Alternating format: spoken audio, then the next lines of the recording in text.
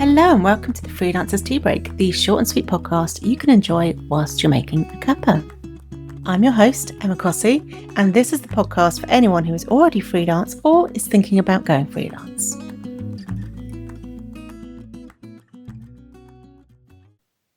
Welcome back to another episode. This week I am repurposing a previous episode. Two reasons for this. One, I'm away quite a lot in April, so let's make life easier.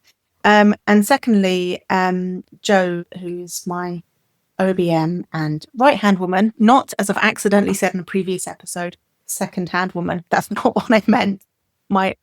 The person that keeps everything going logistically with a lot of the systems behind the scenes of the freelance lifestyle. She said she was really listening to it and it all still stands the test of time.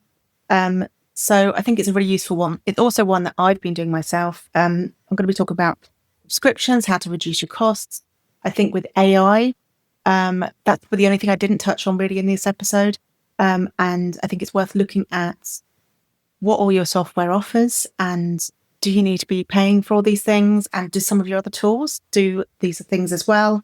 For example, I recently actually stopped my Hello Audio subscription, which is podcast feed. It's a great tool, but it's quite a pricey tool. And someone suggested to me that I could just put them as unlisted audios on YouTube, which is what I've done instead, which is free. So sometimes there's some really easy ways and obvious ways that you hadn't even thought of because you're too close to the problem. So this episode is going to be all about how to reduce some of your subscription costs, and hopefully you'll find some useful tips. Additionally, if you wait to the end, it's not a long episode. Alicia, who does my podcast editing, actually came up with a really fantastic extra tip at the end of our group call in the membership yesterday. So I've asked her to include it because I think it's a really useful tip in terms of keeping on top of those costs and tracking things and monthly and annual costs. So do stay tuned to the end. And I hope you find this episode useful. Okay, let's talk about something that could help you with the cost of living crisis at the moment. And it's something that a lot of small businesses and freelancers are affected by, not just because of bills, not just because of food costs. Oh God, the cost of food is insane. But it is also all those subscriptions that we have as freelancers and small businesses to help us run our business. So everything from the bookkeeping software that you might use, the scheduling tools, even things like I use Canva and things like that. I use a lot of tools, partly because of my ADHD, but most people I know have at least a few tools that they use and pay for monthly or annually. So with the cost of things increasing, like I'm getting a lot of emails at the moment from a lot of these providers saying we're having to increase the subscription plans or the pricing plans, things like that. Annoyingly, a lot of them are sending it with very, very little notice, which I think is very out of order. But anyway, that's a tangent. So there are certain things that you can do to reduce those outgoing costs. So the first thing is review whether you actually need them.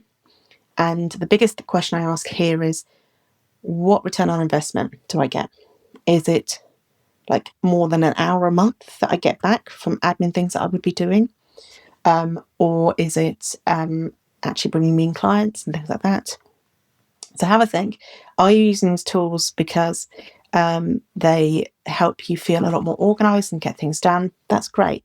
Or is it for a case, like for an example, I realised that I was paying for a Pinterest tool and I get a little bit of traffic from Pinterest, but actually most of my clients come from my Facebook groups, from this podcast, from my newsletter, from Instagram, and a lot at the moment from LinkedIn.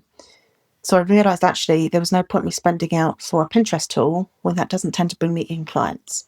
So think about whether those expenditures are bringing you in any kind of return on investment. Second thing is review if any of your tools could do the job of any of your other ones. That sounds a bit complicated, but essentially a lot of these tools are constantly adding new ways that you can use them, new benefits, new services. And you might not even realise it because it's another newsletter and we get so many of them, you can miss them. So have a look at the ones that you're using. There might be a kind of a case that it makes you realise, oh, well, I've got those 2 tools, but actually that one tool there that I'm subscribed to already does the job of the second tool. I just didn't know it was part of it. So go in, have a good research of the tools and the things that you subscribe to, and see if there's any way that you're kind of duplicating and you can reduce the cost that way.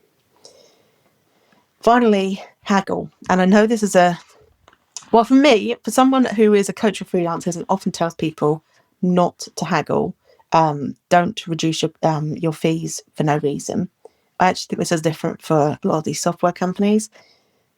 They have things in place to allow for this.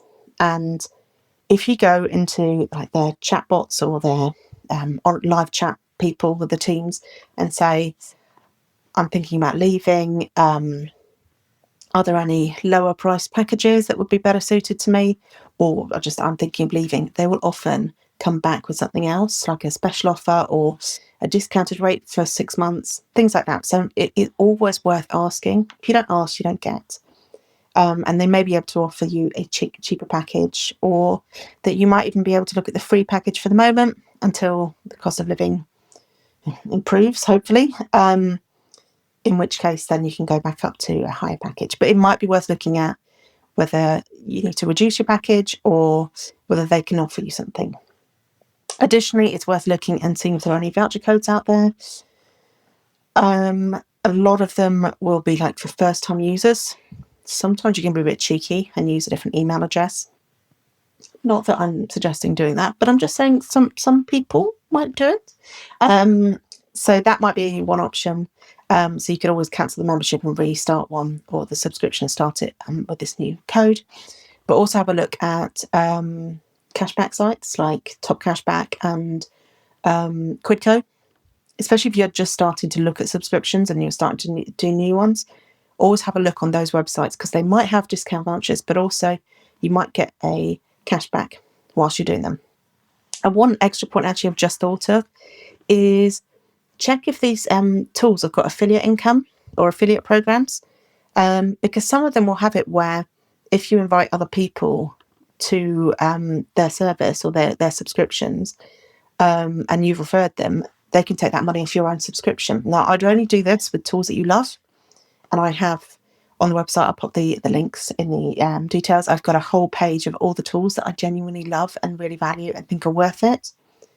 But that might mean they might be able to then discount it off your subscription as long as you're happy to recommend it to other people and you see the value there. So that is another option that I've only just thought of, so I thought I'd add that in. But I hope that's helpful. It is tough at the moment. It is really challenging. It is depressing every time one of those emails pops up and tells me that they're going to increase their prices, especially if the quality of the service has gone downhill, which again is another time to jump on the chat and have a chat with them about it. Basically, I just wanted to share this with you in case you're feeling very overwhelmed with things. These are small tweaks that you could do, small messages that you can send that could make quite a big impact on your outgoings and therefore your overall income. So I hope that was useful, and I hope you have a wonderful freelance week.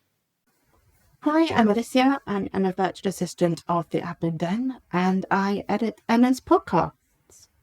Reviewing your subscriptions is such an important thing to do in your business. So I have a Notion board that lists every paid subscription that I have, but you can easily use a spreadsheet or something like that instead. It shows whether those subscriptions are paid monthly or annually, and which month those annual ones are due, so I don't get a shock when suddenly one comes out of the bank. The big change that I've made recently is I take those annual costs, add them all up, and divide them by the 12 months of the year. And then I've got a separate pot in my metal bank and a direct debit that has that amount going out each month into the pot. So when my big annual payments are due, I can take the money from my pot and not from my income that month.